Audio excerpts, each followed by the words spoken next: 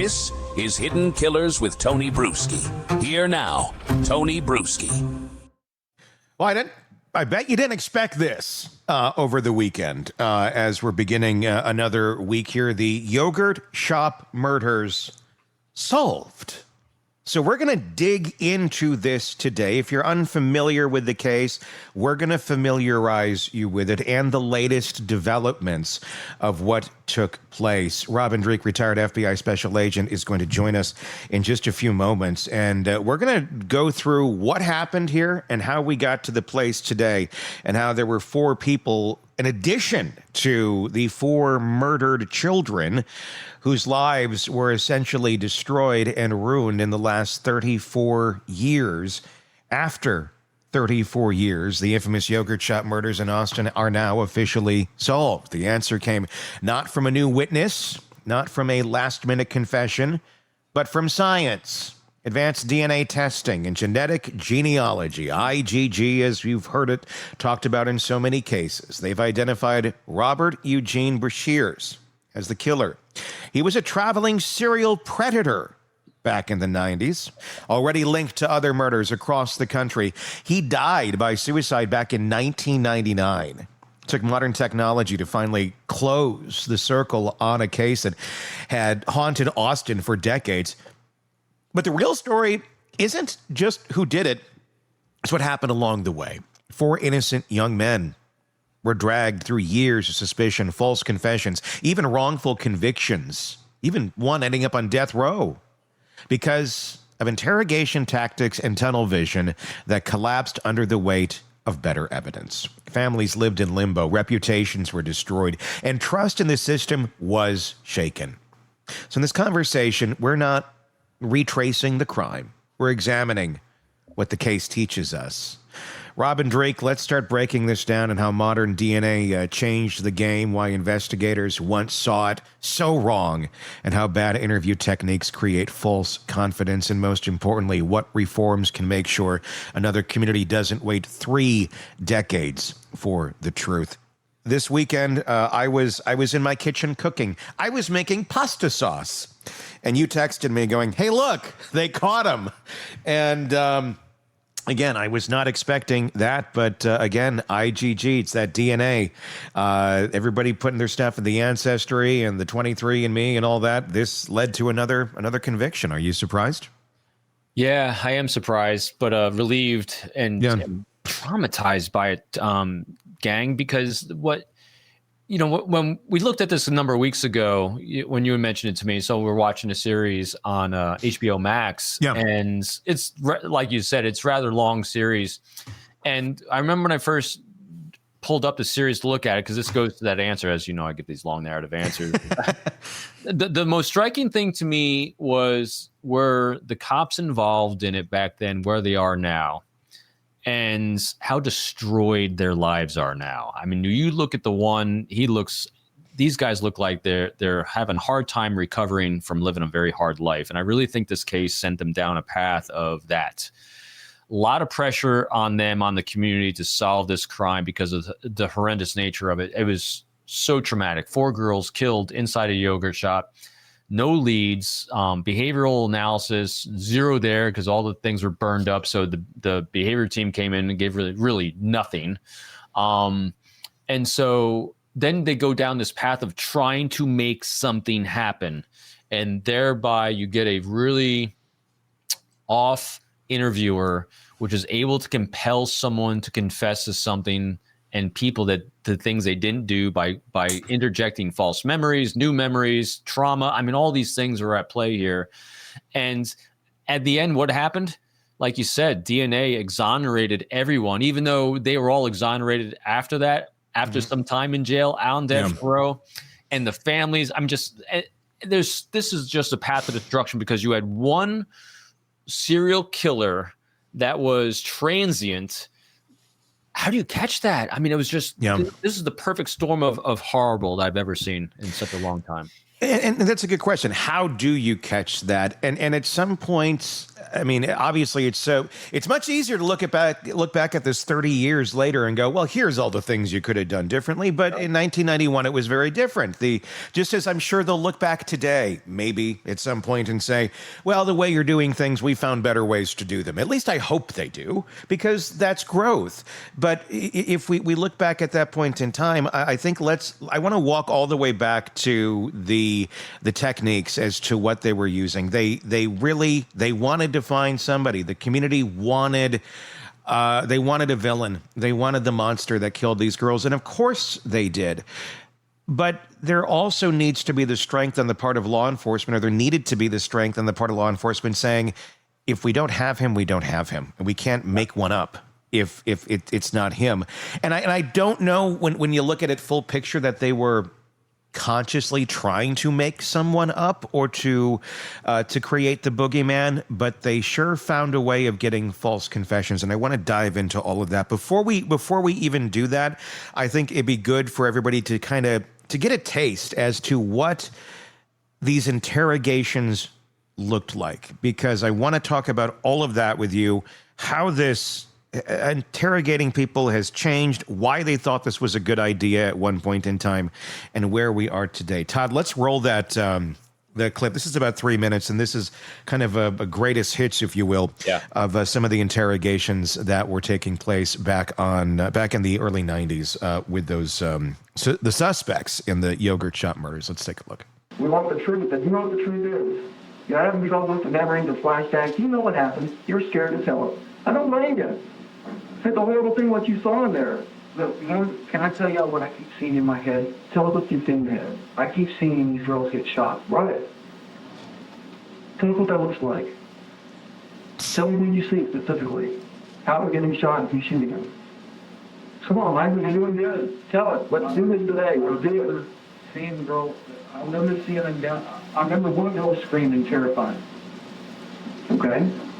I don't know if this is real or not, or if this is, Michael, it's real. It's okay. You can present us anything way you want. It's real.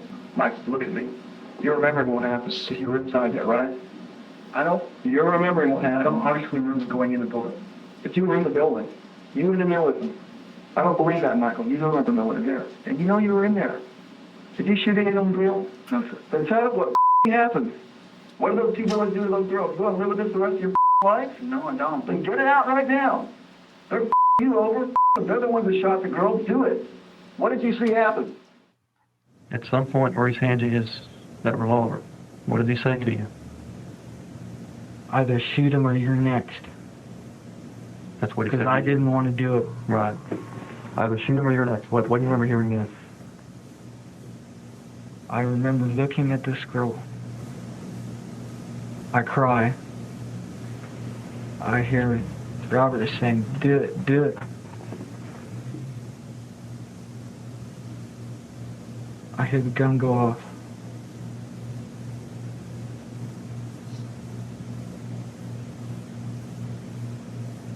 I only pulled the trigger once.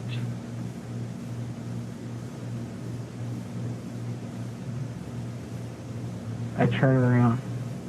Here's your stupid gun. What happened next, Mike? That brought back the memories, didn't it?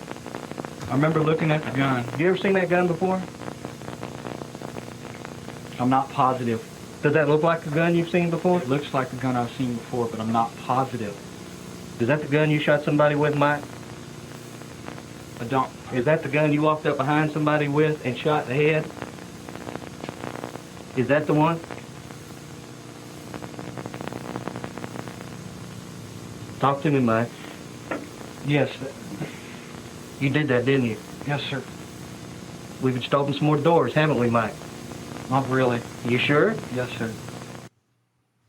So that's some of the police interrogation techniques that were used back in 1999 on some of these kids. Robin, what's your reaction when you see how that went down? What are you seeing? So it's interesting. I've seen those tactics before pretty frequently, actually, because there's a lot of leading questions. I mean, you're an interviewer, you know that. There's a lot of leading questions there. And there's a lot of presumed knowledge on the behalf of the cops.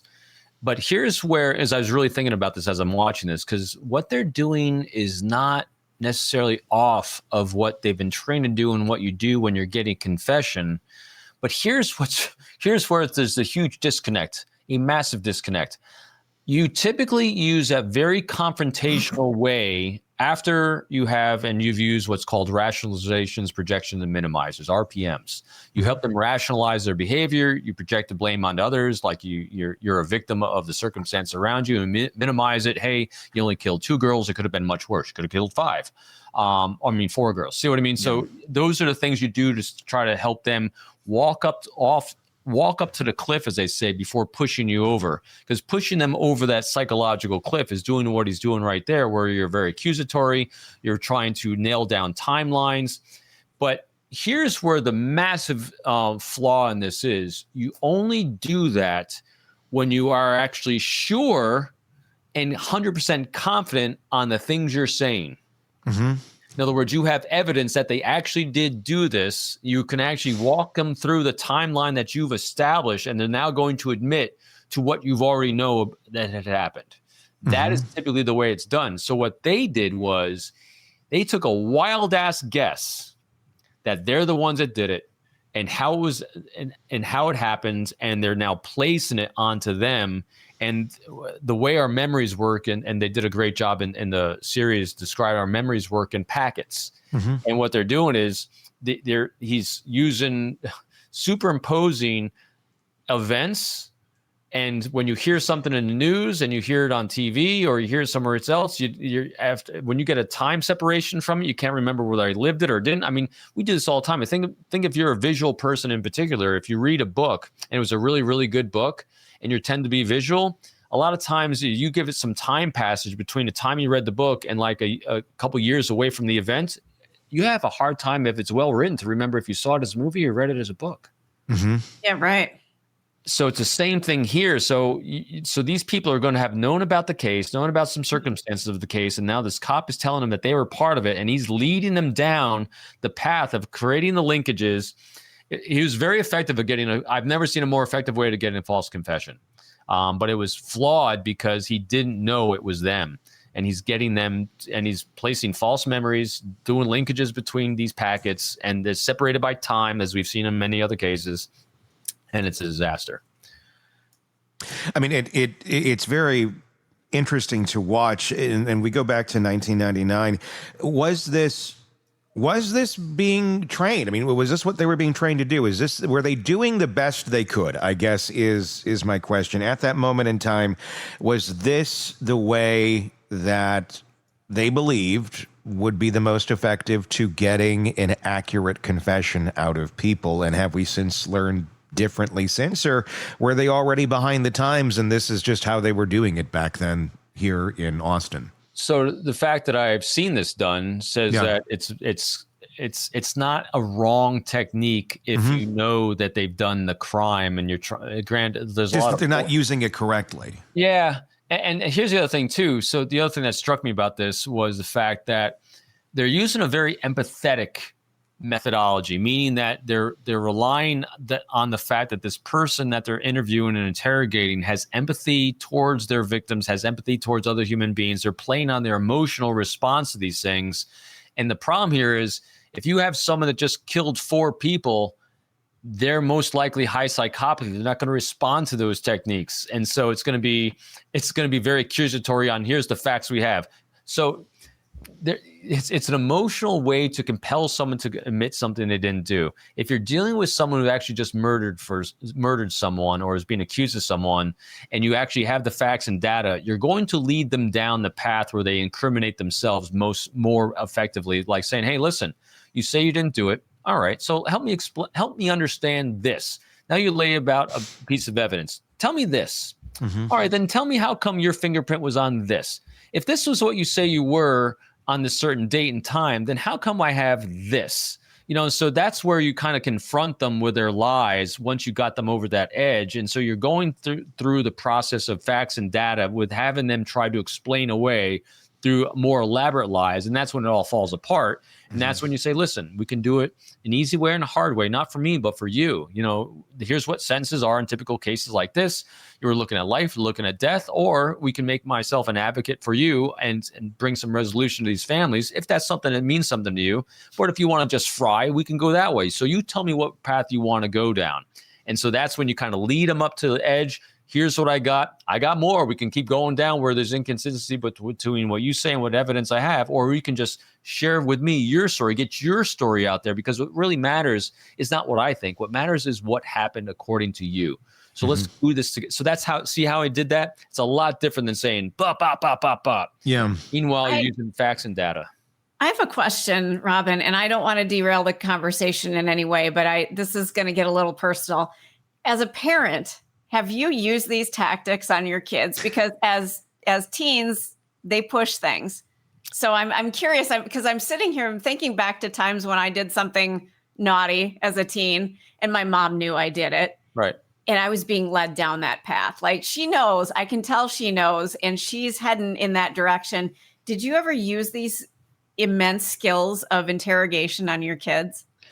So I rule. I mean, come on, other people have to be asking this too. Robin has a little room in his house with just a light hanging from it and a table, and his kids, it's like, it's time to come into the daddy room. We got to talk. So there's a philosophy of life that I live when I was working and in everything I do. And that is, how do you inspire someone to tell the truth before they have an opportunity to lie?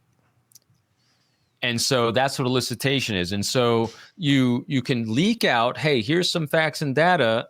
I know you, and I know you really well. I know you don't want to do something that's going to hurt you, and it's not, definitely don't want to hurt our relationship. Here's a great opportunity without judgment of helping me understand, because you normally make a lot of really great, healthy decisions. This looks like a situation that might have deviated from that. Help me understand what led you up to make this choice and decision so we can kind of work on this together if that's something you're comfortable with. So that's how I typically engage. But when my kids were really young, here's what I did. It was the most effective thing ever. I told my kids, I said, hey, dad works for the FBI and I'm a behavior guy. And here's a special technique I have. I can tell if someone's been lying or not if they stick out their tongue. And I'd say to my kids, I said, Kevin, let me see your tongue. And she went like this. I said, aha, you're going to lie. I said, don't lie to me, Kevin. I can tell. I like it. I love that. Thank you for answering that. Because the entire time I'm like, I can't imagine using these skills in your real life. Not that you'd have to, but you know, who took the last cookie and the kids got crumbs on their mouth going, I didn't do it. You've got skills, man. So it's about never judging the choices they make. And that's what I did in my job, and it's what I do in life. I do that in everything with each other. I mean, it's like understanding the context, walk a mile in someone else's shoes to see what decisions you would make. And so what I did with my kids and I do with everyone is help me understand, walk me in your shoes and I'll take mine off to put yours on, and let's go down this path together. And then once I start understanding without judging the choices you made, then we can start making some choices together on the best path forward. And I can play forward from my experience for you, the cause and effect of your actions that you took, and we can try to mitigate them together the best way we can possibly can. Now, granted, that methodology I just laid out for how we inspire someone to share information, it might not be in their best interest to share. That's what I call confession. Works with people that are empathetic, that are not super outside of parameters of normal behavior. This works with people that was a crime of passion, that was a moment of losing control and they generally have a slightly more abilities for regulation. So here's what that wouldn't work with. Koberger, pure psychopath. Those words mean nothing. They roll right off. The only thing that works with someone that's edging up more on psychopathy is that grandiosity. Is like, listen, kind of like Olivia Consalves did with him. It's like, you kind of suck. Matter of fact, you just don't kind of suck. You definitely suck. You're the worst thing I ever saw. You said you wanted to be this great individual. I'll tell you what, you got one opportunity to kind of prove to me that you are as great as you think you are. Tell me how you're better than, and then you rattle off all the people he idolized. And if you can't do it, then you know what? You're just another punk and you sucked at everything you did. Yeah. A wholly different tactic because that's the only thing that resonates with psychopathy is grandiosity. And so so I give it to the cops. Maybe, I don't know if they thought this hard about it. They're dealing with the people they were interviewing. These were not psychopaths. They were using an empathetic approach to interviewing and interrogating, But if someone killed 4 kids, it wouldn't match. See what I mean? There's an incongruence between who they're talking to and the methodology and techniques.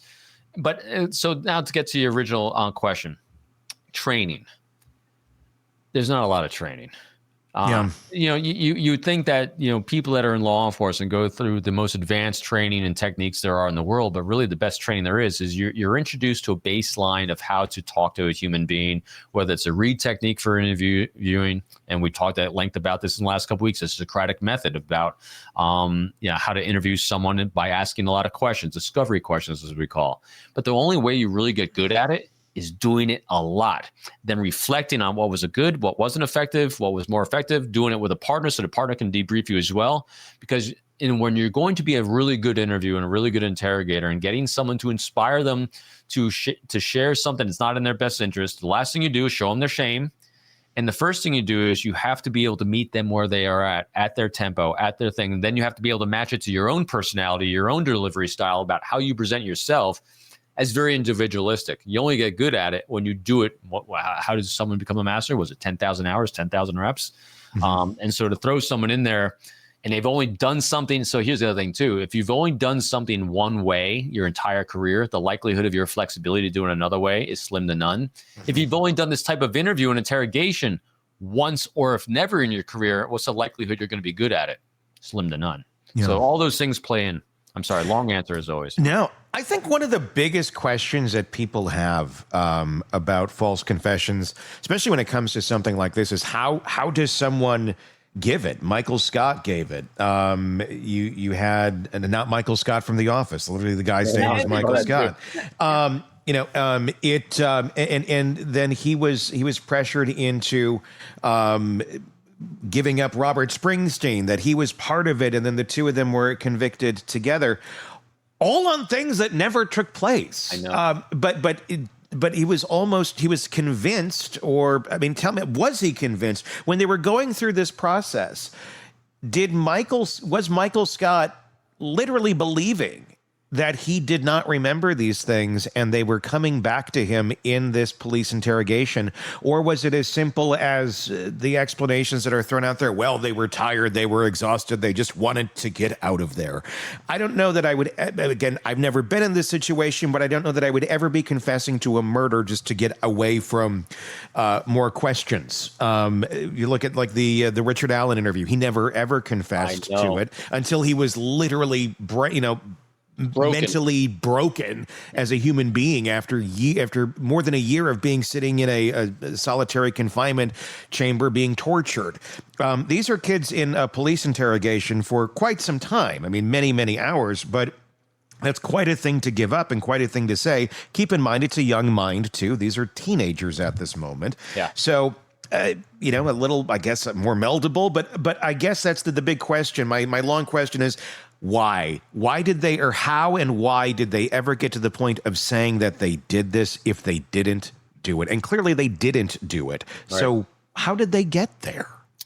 So I had to do a lot of research on this too, because I don't deal in the world where you get a lot of false confessions. And we saw it with the Richard Allen case, and he was very clearly, to me, the isolation aspect, and that goes to the stress and exhaustion. Totally, that plays into it. So like you're saying, the teenagers here, not necessarily in that realm. I think the playing on the guilt most likely was an aspect of this. Again, this is wholly guessing because we don't know. As I've tried to do a deeper research on these 4 individuals in life, the life afterwards, and they're wrecked people. And I think they might have been going down a path back then of that as well, because one of the things that makes you more susceptible is, I think, age, because before the prefrontal lobe's fully formed up to like 23, 24, your impressibility is very, very high. And when you have a person, an authority figure, impressing on you what happened and from their context, and they're explaining away your memory issues. I've seen this before with counselors. I've known counselors that were dealing with people's trauma, telling them that one of the reasons they have trauma is because they have an issue with their mother, because their mother must have sexually abused them growing up. And I've seen counselors tell people that you don't remember it because it's so traumatic. And so now this person now believes they were sexually abused by their mother. Completely fiction. Because, and that's what this guy is doing here. He's taking memory gaps, or not even memory gaps, a lack of a memory, and explaining it away to them in a position of authority so that now it becomes a new memory. He's taken a small segment of, you've seen this gun before, but you've seen a gun like this. Well, you've seen a gun like this. It must have been this gun. So he's leading them down the path of creating a new memory. It's does the interviewer know that that's what he's doing at that moment in time in this case? I mean, I get like if you were to use this for nefarious purposes and look back on it going, oh, well, here's how you could elicit that. But I'm wondering at the point in time, these investigators, these interviewers that are doing this, obviously they want to get to the bottom of this. But I can't in my heart believe that they're trying to make these kids make things up. I think they genuinely think they're getting legitimate answers. Yeah. So their methodology of hunting for someone back then, especially, I mean, think about this now. The likelihood of something like this happening now is so much less, because what they didn't have in this investigation was ring cameras. They didn't have cell phones to triangulate and be able to say how many people were actually in that shop that night, be able to get cell phone data. There's DNA. There's so many things that they didn't have. All they had was interviews, and their only methodology they had in this small town was who looks odd. Really, that's what that did. They brought in people that looked odd, that didn't fit that norm of behavior, what they thought normal, healthy people would do. So they only interviewed people that were unhealthy people and people that stood out from a norm. And so that became, it must be one of them. And so if we started getting a little inkling of what we think it is, in other words, they did really, really no science of profiling, because the profilers didn't give anything on this, because they said all the evidence was destroyed because of the fire. So they're coming up with their own conjecture on who they thought it was. It must be someone odd. So they created a filter of only odd people and only odd people. So let's think about this. Odd people, when you're looking at a societal norm for a region, there's going to be some, I'm not saying mental health issues, but there's going to be some issues of not feeling like you fit in, not feeling connected, and maybe mental issues as well. And so their brains might be a little more susceptible. So this guy's all playing on this. Now, do I think he's sitting there and saying, I'm going to get a false confession? No. But he's going to grab on to what he thinks is someone's got leakage on the fact that they did it. And his only use and his only evidence is the fact that they're different from this societal norm in our culture right here.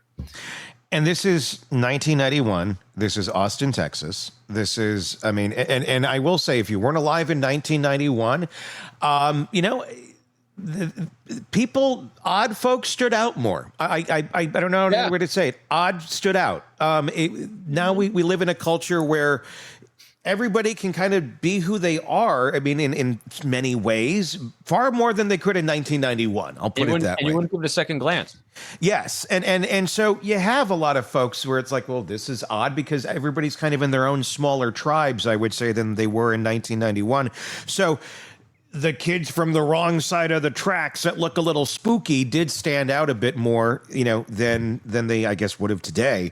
So it was easier to point the finger and go, well, you look different, so you're spooky. You must have something nefarious going on because you listen to the hard rock and you wear the heavy metal T-shirts. It was satanic panic time. All that stuff was going on. So a very understanding the mindset, it was very different back then as well. But of course, like, not everybody who looks a little different is out for nefarious intent. In fact, most of the time they're not.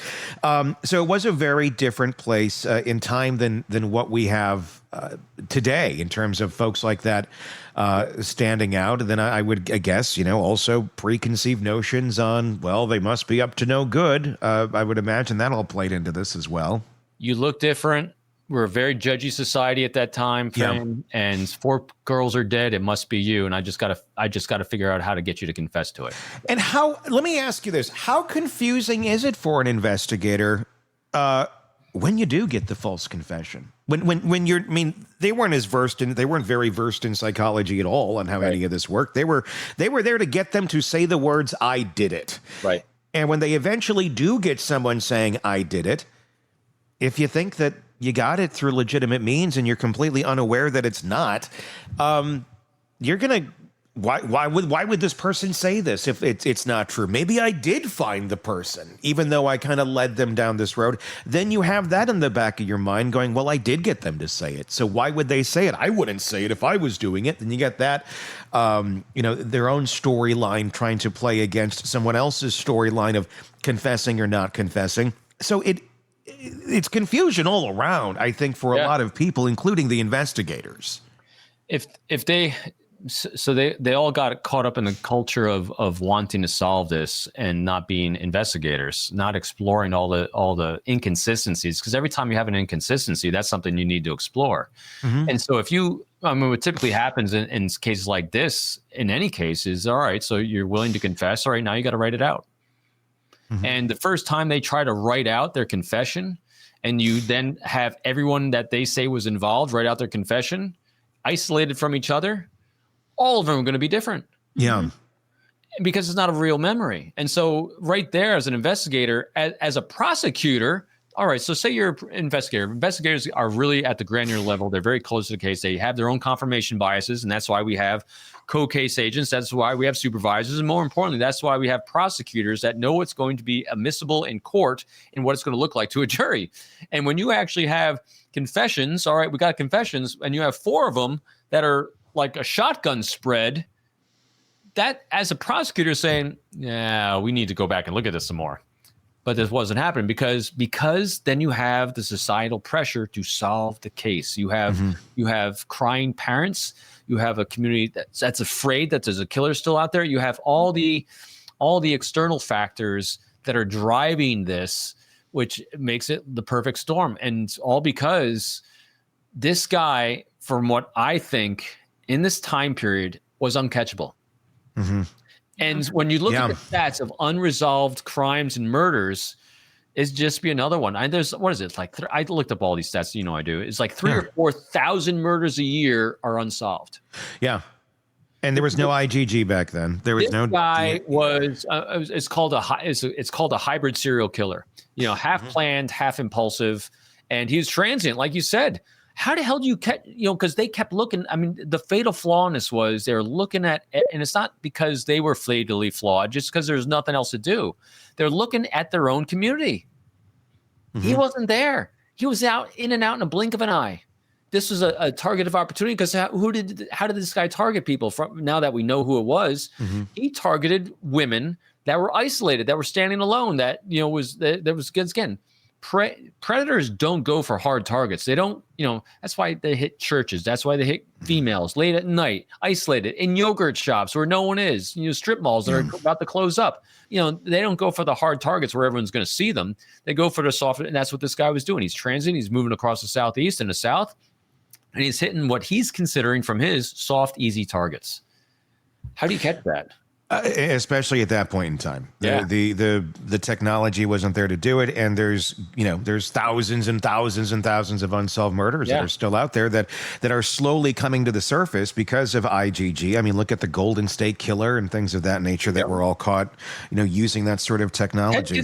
Ted Kaczynski, the Unabomber. If it hadn't been for the brother recognizing the handwriting, the Unabomber, which. Well, he'd probably be dead by now anyway. But I mean, the path of destruction would continue because there's someone actually was able to hide. And because he didn't do it for ego, I'm sorry, we'll get on a whole different thing. He knew how to hide is a better way to put it, because he was a planned and calculated individual that left no digital or any kind of forensic footprint. And how did he do it? He had to dive under rocks or live in a shack in a cabin in the middle of nowhere and have zero interaction with the outside world. That's the only way. Yeah. And he didn't worry about, I got to turn my cell phone off. He didn't need the cell phone. Nope, he was doing it the real way of being out there. When investigators went into this and in these interrogations, it feels like they're going in there trying to crack the nut, essentially. Let's get to what we think we're going to get here. And let me ask you this. When you're going in to interrogate someone, when you're going in to try and find what what you want to, not necessarily you want to be the truth, but you're trying to get to the truth. I think that's a big difference there. To the truth or want to get to what you believe is the truth. You have to go in not necessarily knowing what the truth is if you don't truly know what this person is up to. How do you recognize when there's nothing to crack in that nut when you're sitting there and you're asking questions? Obviously, people can sit there and they're going to be difficult, and it can take a long time in an interrogation to get it actual, results and actual answers. But at what point do you go and what sort of signs do you look for and say, this isn't our person? And what did they miss here in this with the four guys that they were going after for all of that time? What were they missing here in terms of the signs that they should have looked at and said, these aren't our guys? It's hard to walk a mile in the shoes of the investigators at the time. Yeah. But the first question I asked in all the espionage investigations I always did was the first question you ask as an investigator is what would compel this individual that I think might have done it to do it? And then in order to answer that question, you start looking at the behavior arc.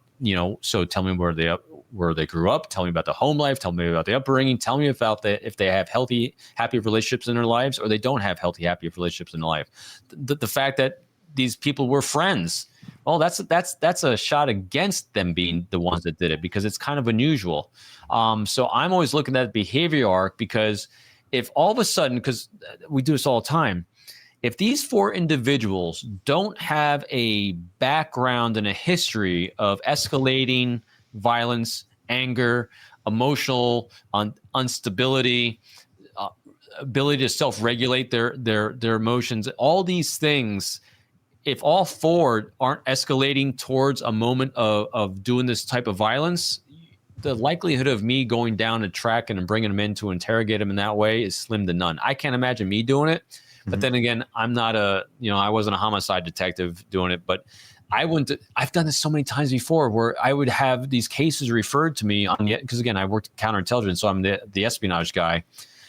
Every time a case got referred to me as a potential for espionage where they betrayed their country, and a lot of times they've done other heinous things, the first question I always asked was from the people around them in their lives.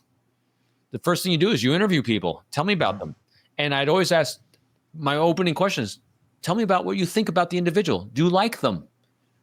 And if they're in tears because, oh my God, he's such a good guy, I can't imagine he'd ever do this, likelihood of you having your guy goes down drastically. And if I have not just one person, but now multiple people tell me what a good person this is, and that, all these data points are telling me the likelihood of this being the person, probably not there. Because from all these people in your life thinking that you're a good, healthy person, and then you have four people having that same kind of reaction, that arc is not the arc that's going to spike out of, all right, I'm going to go kill four people right now, four girls.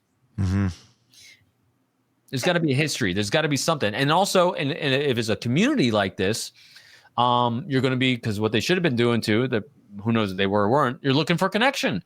Mm-hmm. It is, and I know this is one of the 5% of the cases out there, I think it's 5 or 10%, where there's not some sort of connection to either the yogurt place or the victims between the killer. Very, very rare. And so those are other things I'm looking at. So there's so many data points that should have been brought in and looked at and examined before they brought them into an interrogation room, an interview room, which always starts out as an interview before you bring them up to the ledge, before you make an accusatory statement. They accused hardcore right in there without any of those, with inconsistencies, all those are data points. It just makes sense to me. Isn't there I'm trying to think back to when this all kind of began in my brain. Like I ask a question sometimes of people that talk about somebody who is really a good person. It's like, have you looked in their freezer to make sure there's not any severed heads? Because it always seems like it's somebody that you see those, reports on the news. Oh, they were always such a wonderful person. I can't imagine that they did this, but yet they did it. So how do you reconcile with what you just talked about? Because obviously you know what you're doing, but doesn't it always seem like it's the one person you would never suspect? Sometimes gaps. So it's the people that generally say that are the neighbors next door that see you 5%, that you see their 5-second highlight reel. When they come out to go to work in the morning, they come home at night. You might see them for snippets of time on the weekends. So what I'm looking for then is I'm looking for people that are actually close, that spend 90% of their time with them. What are they saying? What's their arc? And also, who are they? Because I also going to take in not just what they're saying about the individual. I want to see what they're saying about themselves as well. So I understand, hey, if you have a lot of unhealthy things going on your life, you're addicted to drugs, you're addicted to alcohol, you got a lot of trauma, and you've been abused in your entire life, and you're saying, Joe Schmuckatelli is a great guy. Well, now I can understand what that reference point is compared to you. So I need to understand who I'm interviewing, the depth of field of knowledge they have of the individual, the kind of relationships they typically have in their life, because that's giving me because this is a thing that you get through life reps, is that every time I'm looking at one individual, I'm trying to understand. In order to understand them, I'm not just talking to everyone around them. I have to understand everyone around them at the same level I'm understanding them, because I'm understanding the entire intricate network of everyone around them to understand them at a more deep level, because I have to give then kind of a reference point on the information I'm getting. Are they, in other words, if someone says someone's a good person, but they're actually unhealthy people themselves, unhealthy looks healthy to the other person. So I got to understand that. So it's not simple. Joe Schmuckatelli is a good guy, by the way. Like that, Joe Schmuckatelli? I want to vouch for Joe Schmuckatelli. Thank you, Robin. Salt of the earth guy. No, it generally is. Obviously, we look back on this now. I mean, we are looking at it back now going, well, these were really bad techniques that were being used. But is there anything out there today that says can't use those techniques? Are there any rules or standards I know I know the answer to this, but I don't know that the general public does. To say that you can't do these sort of tactics today, and are they still being used in certain places? I think they are, again, because I've seen this used, and it can be effective if you actually know you have the guy that did it.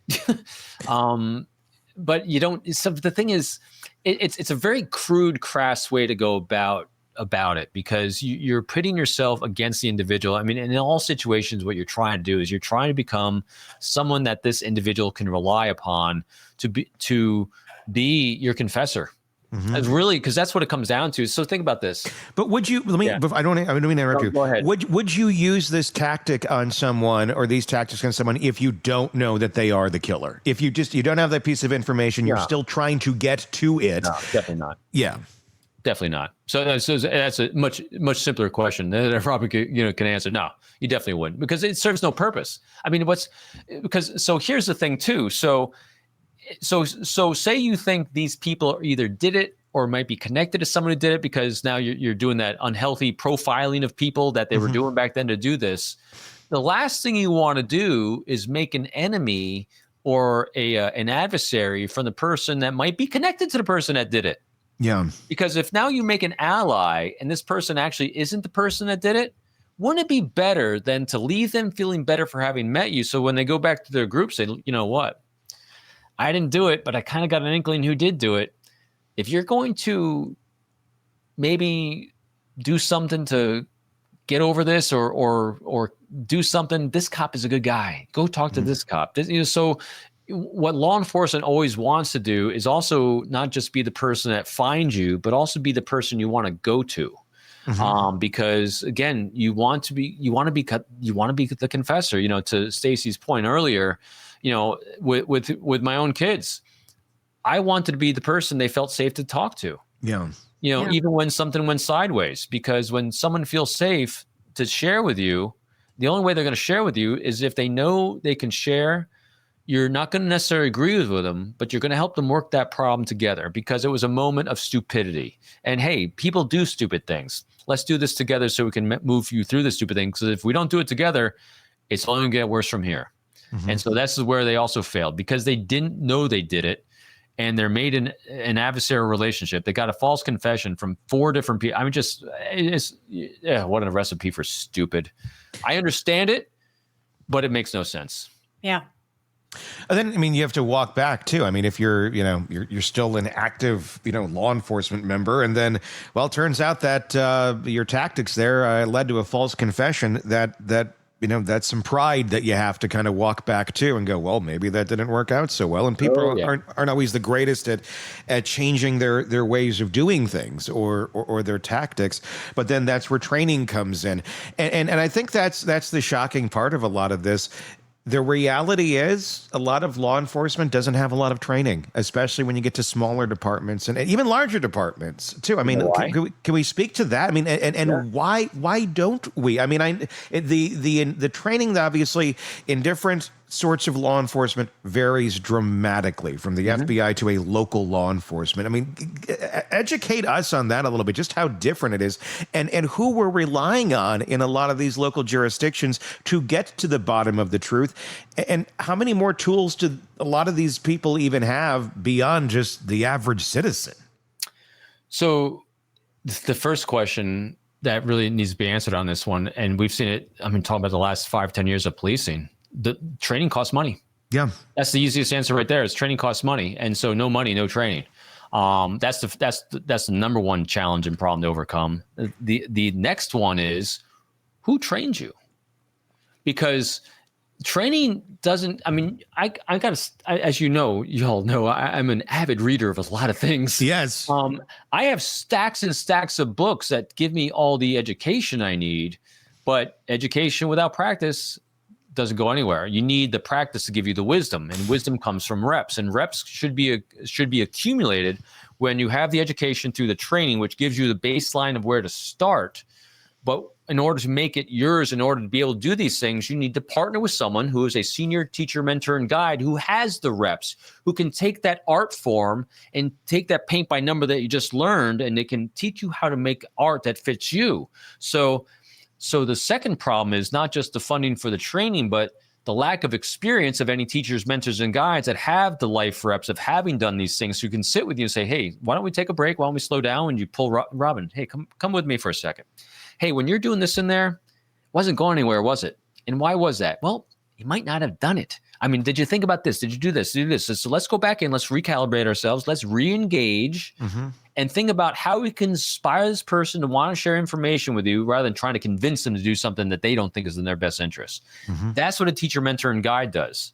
But if you don't have that, your force doesn't have that, because people are quitting, they're retiring, they're getting out because it's such an adverse environment. Whatever the reasons are, you get situations like this where their only experience getting confessions was using this methodology. Perhaps they guessed right that they actually had someone that actually had committed the crime. They use the same methods and techniques to get this person confessed, and now they think, I'm God, this is the method that works, I'm going to use it this way again. And no one's there to refute them because no one else has that experience. And then you get what you get. You get what you get. Yeah. It is an art form. It is, and with this being, I guess it's baffling to the general public, to civilians on some of this, because I think sometimes we have these ideas in our mind. Oh, this is how it works. This is what's going on behind the curtain, and it's safer and it's easier for us to sit there and go, oh, of course they're doing this behind the scenes. They got their stuff together, and it's even more disturbing when it turns out no, they don't. Tony, here's the greatest analogy everyone can identify with. Tony, how long have you been doing interviewing? A long time, decades. Were you ever taught how to do a radio show and interview someone? By watching. I don't think like sat down and somebody said, here's how you interview someone. Yeah, nobody did that. No. And so you didn't have training. No. You have reps. And so it shouldn't be a shock to anyone that, hey, it's the same thing in law enforcement. You don't go. I remember when I went through the FBI Academy, it's like, at the time, I think it's 6 or 9 months long.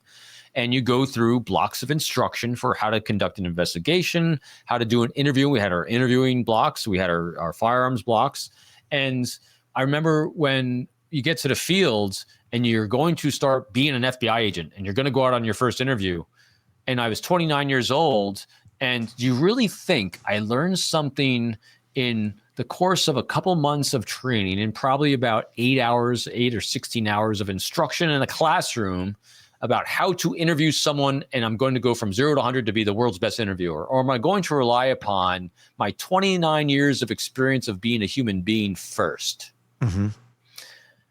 What happens is we get training to give labels and meanings to behaviors we're already doing in our lives so we can recognize them as being effective or isn't effective, so we know what to enhance, so we know what to suppress, and we know what to add to ourselves. And so what we get through training is the ability to self-learn, self-master, because that gives us that baseline. And so if we don't have that in a couple months, in your experience, and most of our experience in life is, we find a passion for what we do, and we get life reps in here so we can actually become very fluid. It becomes very natural part of who we are. Mm-hmm. I mean, I've said this to you numerous times, both on air and off, that I think you're one of the greatest interviewers because you are so fluid. I have no idea how you do it, because you have so many life reps and years and decades of doing just this. You flow with it. You move with it.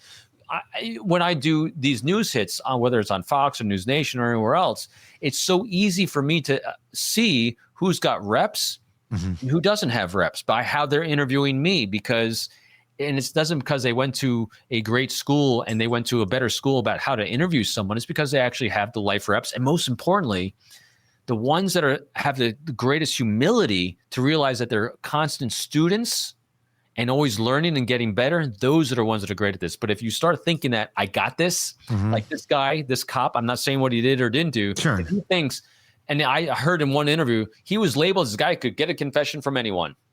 It's probably not a good reputation to have. If you fall in love with your own legend, you're screwed. Yeah. If you're the one that's getting confessions from everybody, not everybody has a confession to give. Correct. Right. And so that's how this works. And that's why I think we sometimes fall short with our expectation of law enforcement, because you think that there's some magic bullet that you're not getting. No, mm-hmm. Here's a magic bullet. They have an opportunity to interview a lot of people, more than the average citizen does. That's where they get their life reps. And that's, the life arc. I mean, think about this. Investigative reporters are another great one. I remember there was a person that wanted to come on my behavior team. They're an FBI agent. They'd been in the FBI only a couple of years.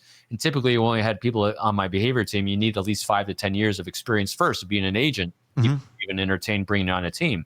I'm interviewing this person to come on the team. And I said, so what'd you do before you came in the bureau? And they said, I was an investigative reporter. I said, really? How many interviews did you actually do before you came in the bureau? And he goes, I don't know. Let's see. I was an investigative reporter for 5 years. I interviewed 365 days a year because that was a job. You interviewed or you died. And I did typically 3 to 5 interviews a day. And I'm like saying, you're in. Think about that. Yeah. 3 to 5 interviews a day, 365 days a year for 5 years. That's reps. Yeah. Yeah. You're on. I didn't realize there would be a math test during this, Robin. I just want to. And you know who that person was? Joe Schmuckatelli. Yeah. Joe Schmuckatelli. Absolutely. Joe Schmuckatelli. I want to know if he exists. Why is it? Why? I mean, does it just come down to money? I mean, again, we have so many problems in our country where it's like, and it's not funded, and that's why we do things the way, or why we do things the way we do, and they're not the most effective. Is this just another one of them? I mean, there's other countries that look at the way that we do interrogations and interviews and are horrified. Like their police forces are like, that's not how you get to the truth. Why do we never change anything? Why don't we have standards across the board of here's how we're going to do it? Is the answer simply cash?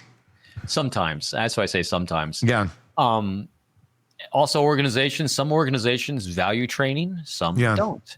And so the organizations that don't value training typically have a problem with ego. Yeah. Because in order to say I need training, you have to say I don't have all the answers. I'm not perfect. I'm flawed. I can continue to learn more. Which every organization should say that. That word should. Should, yes. Everything should always be like, let's get better. Nobody should be like, we're perfect. If everything had that attitude, I mean, but you're asking an organization to have organizations can't have an attitude. It's the people within the organization that have the attitude. Culture. Exactly. I was going to say that. Yep. We've been in some cultures where they think they're perfect. Yeah. And you just look around and go, oh my God, you are the most flawed I've ever seen. So I think it was Simon Sinek, and he wrote it in Leaders Eat Last, which is based on Marine Corps motto. I think it was his book that that said, the greatest organizations are the ones that invest in failure.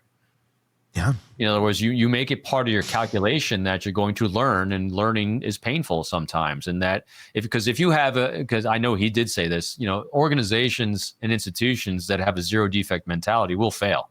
Yep. Because if you live by fear, you're never going to innovate. You're never going to get better because you're chasing numbers and stats to substantiate your existence to a bean counter that's only looking at beans and not actually the substance of what you're doing. And so because that's a way to try to say, hey, I'm an artist, when all you're doing is painting by number. I keep using that reference, but this is an art form. But you can be taught how to become an artist. Mm-hmm. In order to do that, you need to be mentored under a master. And a master is someone that doesn't have the end state. The master is someone who learns and then knows, I'm a constant student. As I've said before, matter of fact, my son's texting me now because he just finished a flight. And I just got to read you, here's the language of a true student. Does your son know you're reading text live on the air? No, but all he said was, holy crap, did they know how to break shit? Something to, because he's flying in a simulator today, and so he's today. The philosophy of what he does is learning has occurred. That's beautiful. We're going to constantly break shit on you because learning, that's the only way you're going to learn math. He said to me this morning, he goes, he said the problem with all this learning is that I don't know how to land a plane normally from a simulator. All I know how to do is land it when it's on fire and no landing gear. I'll take that. Yeah, right. The landing gear's failed. The system's been blown up. The battery's failing and the wings are on fire. That's the only time I know how to land a plane. Love it. But that's how people learn. And that's what you just talked about. People learn when they make mistakes, as long as you're, gently and kindly escorted through the problem and you figure it out and you do better next time. It reminds me, again, the book I'm reading right now. I'm sorry, Tori. I'm reading, you get a kick. I'm reading Bruce Lee's, actually by Shannon Lee, Bruce Lee's book, Be Water, My Friend. Yes. Yes. Yeah. You're not going to beat the answer out of somebody. You're not going to get the solution by that. You'll get an answer. You'll get an answer. It won't be a right one. It won't be a truthful one. It won't be one full of veracity. Yeah. It'll be compelled one, and compelled answers are never one. So I always look at this. I always worked with confidential human sources and people that volunteered to wanted to cooperate with me, because I always said I'd rather work with 5 to 7 confidential human sources give me 120% of their effort willingly than 100 sources give me 5% of their effort reluctantly. Because then I got to verify every single thing comes out of their mouth, which causes more work than if I inspired someone to want to share with me rather than convincing someone. And so the same thing when you're doing an interview, trying to inspire confession, do it in such a way that you don't have to spend another 5 weeks verifying all the inconsistencies with what they said, with what you know is a fact on the ground, and even more so, not just with the facts and data that you know is the case because you didn't give leading questions because you knew the answers. Now you have to verify it against the 3 other people that confessed, which are all over the place. I mean, I don't know how a prosecutor took any of this. It just makes no sense. Well, it does because of the time, the situation, pressure, and all these things, but. It was a mess that didn't need to happen. And hindsight is 20/20. But the good thing is, at the end of the day, those families can have whatever version of closure you can call it when your daughters are murdered and you find out who it is. I don't know if that's closure, but it's an answer. And then those surviving of the 3 of the 4 that are still alive, their names can be strongly removed from, well, maybe you did do it. There will still always be horrible people out there that are not up on what's going on and still want to blame. But at the end of the day, I think this is about as close as justice as we're going to get in this case for the killer who is dead from 1999. It's a horrible case. Yogurt Shop Murders. There we go. Robin Drake, retired FBI special agent, former chief of the Counterintelligence Behavioral Analysis Program. As always, thank you for coming on and giving us your insight in all this. It's a good one, guys. Great chat, as always. Thank you. Let's move on to another interesting one, another interesting confession that actually came out on live television just last week. Here's the situation, because if you're just tuning in, this is one of those stories that doesn't really sound real at first. Earlier last week, police and federal agents showed up at a quiet little home on Crestwood Court in Albany. They were there on a financial crimes warrant. Nothing violent, just suspicions about Social Security payments. Still going to an elderly couple no one had seen in years. Neighbors were told they'd moved to Germany. Plausible, until they weren't. Fast forward a day, and crews are digging in the backyard, and by Wednesday they uncover one set of human remains. Thursday morning, a second set. And then, this is where it turns, their son, Lorenz Kraus, walked into the local CBS 6 station, sits down for a full-on camera interview, and calmly confesses to killing both of his parents back in 2017. This is after the bodies had been discovered. He knew. He told them, and as soon as the camera stopped rolling, police arrested him right there in the station parking lot. He's now charged with 2 counts of second-degree murder and 2 counts of concealment of a corpse, but he's pleading not guilty. And what you're about to see is the unedited interview that set all of this off. A man calmly detailing how he allegedly ended his parents' lives, buried them behind the house, and then lived off their benefits for years. We're going to play the full thing. It's not graphic, but it's deeply unsettling, and we'll talk about it as we go through all of this. What's interesting about all this, it's not necessarily a case where it appears to just be financially motivated. This seems to be what he believes to be Kevorkian-like, mercy killing. Now, you can have your opinions on that, and I understand that. But is this that? Is the story that he's trying to tell, the story that I think a lot of us think he believes, is it truly a mercy killing? Did he do it for the right reasons? Or was he deciding to play God? You guys got a chance to check this out a little bit before we jump into the video. Just initial thoughts on this guy. I think there's a lot of mental insufficiency here. And I just put into Claude, let's do a comparison between Norman Bates and this man. Both involve parental murder. Both involve concealment. Kraus describes them as mercy killings, claiming my concern was for their misery. That was paramount to him. A bit of twisted logic, but there are some differences that Norman's psychology, it says, centers on fractured identity and assuming his mother's persona. So obviously it goes a little further down the rabbit hole, but that was the first thing I thought of was he didn't show up to the TV station dressed as mother. Correct. Exactly. But I felt some parallels as I was watching the interview that, wow, Norman. There's there's vibes. Would this be a guy you'd go out and have a coffee with? Here's the thing. I was thinking. Please don't say you find him attractive. No, God, okay, no. Okay, just double checking on that. But as somebody who is recently single, thinking about getting into the dating pool and getting on apps, these people are out there. You know, so you might sit down and have coffee with them, but 3 sips into your latte, get the fuck out. I wonder how that story would go. I wonder how if it would be told in the, because I'm guessing the financial pieces wouldn't be in there. I could see it being told, my parents, they were elderly, and they entrusted me to help them pass on. And I'm going to guess it might be how it was spun. There's a lot of ways one could, I'm sure, try and spin this and justify it in his mind. Clearly, this happened in 2017, so he's had a damn near a decade to try and justify this, which he's attempting to do in this television interview. We're going to start watching it. We'll kind of pause as we go through. It's a dandy. Let's start watching the interview with Mr. Kraus. All right, Lars. Well, thanks for sitting down with us. We really appreciate it. We'll get to the statement, but first we want to talk about the more recent event, actually the prior events and now the more recent events. Take me back to the summer of 2017. What happened to your parents? My mother wrote me a note, which the police must have now, describing her walking across Whitehall Road.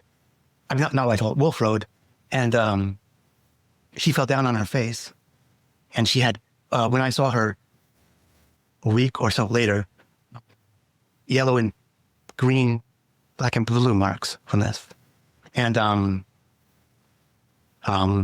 she wrote that down, and that was a situation that became a problem, because when elderly start to fall down, the time comes that they started, beginning of the end. And my father also had cataract surgery, and he lost his vision to double vision, so he couldn't be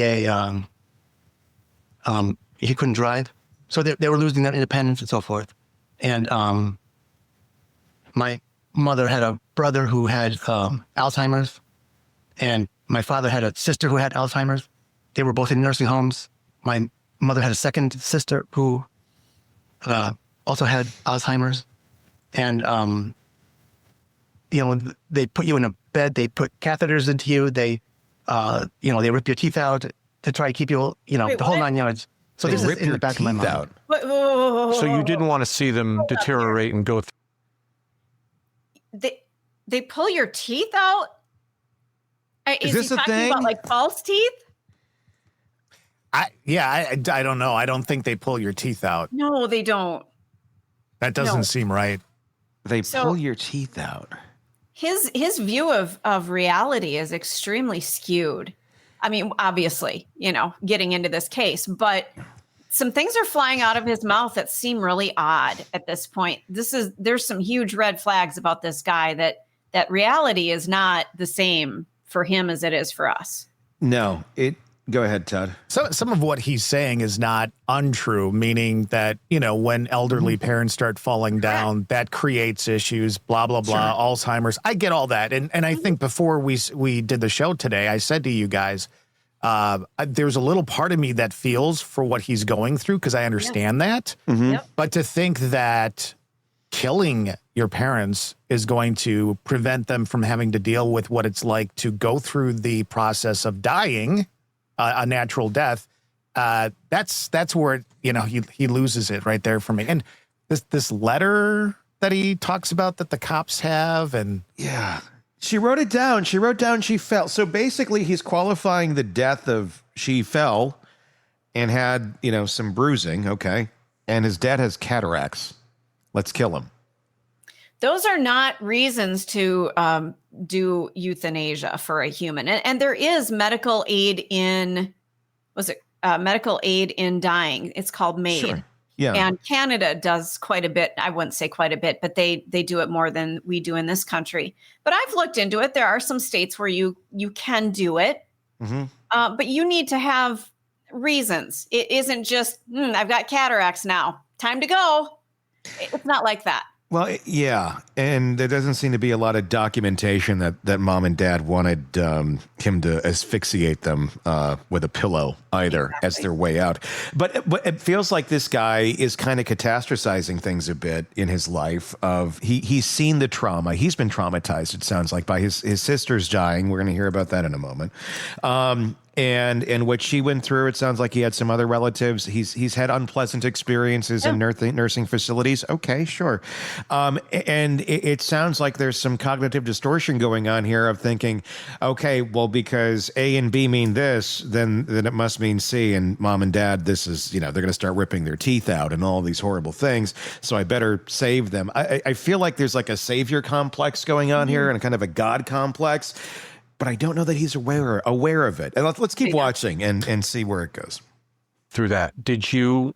I'll mention, the police know about my sister and having to see my sister die from cancer. I was 16, she was 14.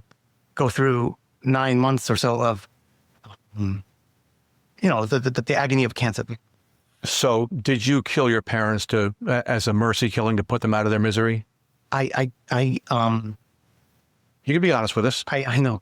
I'll leave that to the statement that I put on your website. The statement doesn't mention that. I know. The statement does not mention that. Right. I want to hear from you. Yeah. What did you do to your parents?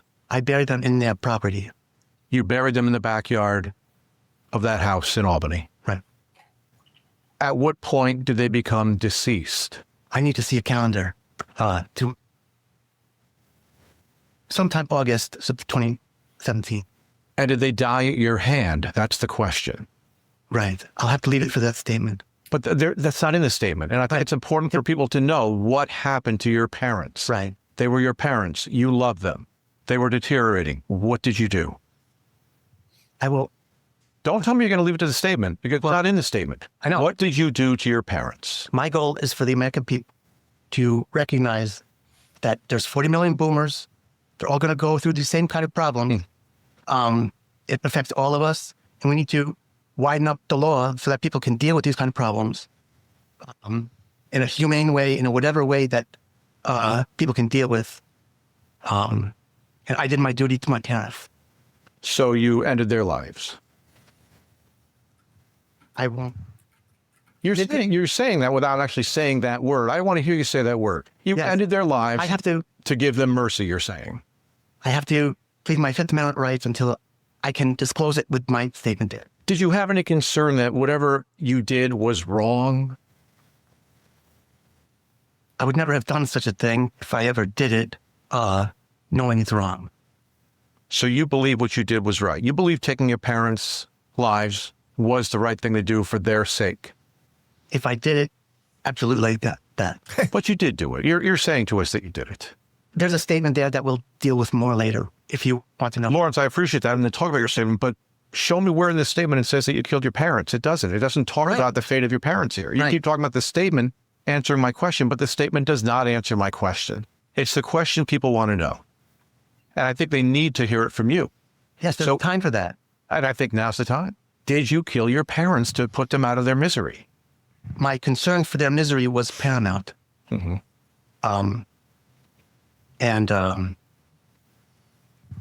It was a huge burden to have to face this coming up.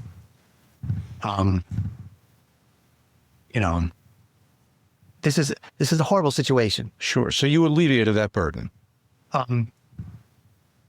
You're a good question. I have to protect my Fifth Amendment rights on this until the right time. I'm not an attorney. I'm not an officer of the law. You don't have to say that to me. Yes, but I mean, whatever I say here is going to be held against me elsewhere, right? Of course, but you probably answer to a higher authority anyway in the long run. So I think you can tell us what happened. Did you kill your parents together at the same time in the same place? What method did you use? All that kind of stuff I would answer later with that deal with the American people. But I'm not going to speak about such. So why come like to that. a TV station? But you have a chance to tell the American people Let's right now. pause it for a second. Yeah. I want their.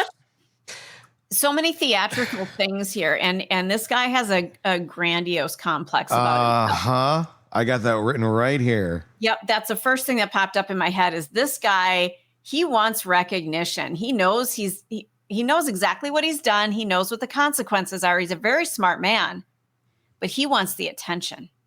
He's like a dog begging for a treat right now. Yeah, I mean, if you're not going to go in there and say, hey, listen, I killed my parents, and because of these reasons, right? Why even show up? Yeah. What's the frickin' point? For the American people, because he uses the American people a lot. I mean, that's what I find interesting, and that's where I wrote down for the American people, grandiose. That was my note. I'm like, this guy's got a grandiose complex. Like he really, and then to deal with the problems, some of his terminology is rather interesting, and a huge burden to have to face this coming up. Right. This isn't about them. It's about him. It's about him having to face this huge burden coming up. It doesn't mean it was even upon him. It was coming up. So he was getting ahead of the game. Hate to say this, but anybody who has parents who are aging, you're going to have to deal with this in your life. Correct. Jennifer, one of our viewers, Jennifer, had a couple of good things to say. She said, is he just trying to look crazy so he can plead the insanity plea? And also, this is he's not so impaired mentally that he doesn't know to use the Fifth Amendment. Yeah.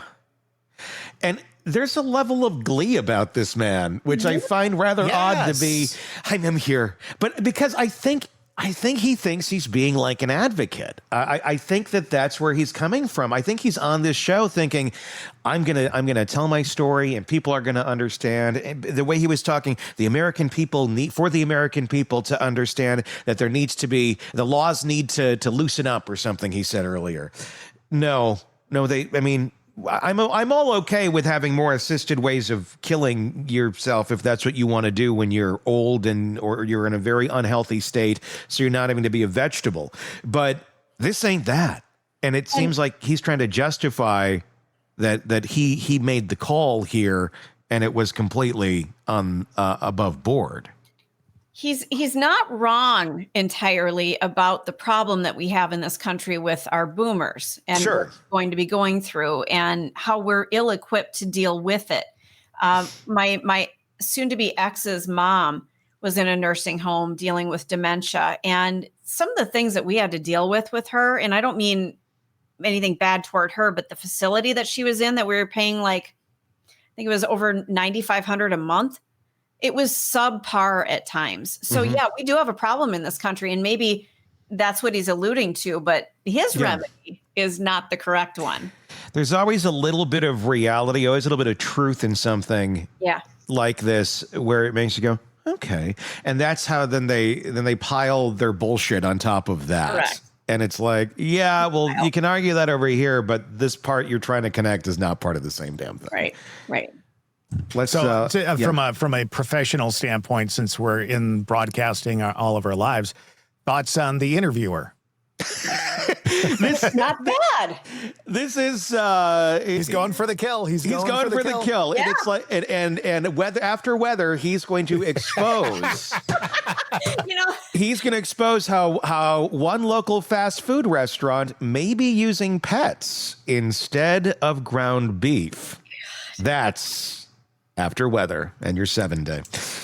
Do you think this is on his highlight reel if he decides to go to another? Yes, absolutely. Yeah.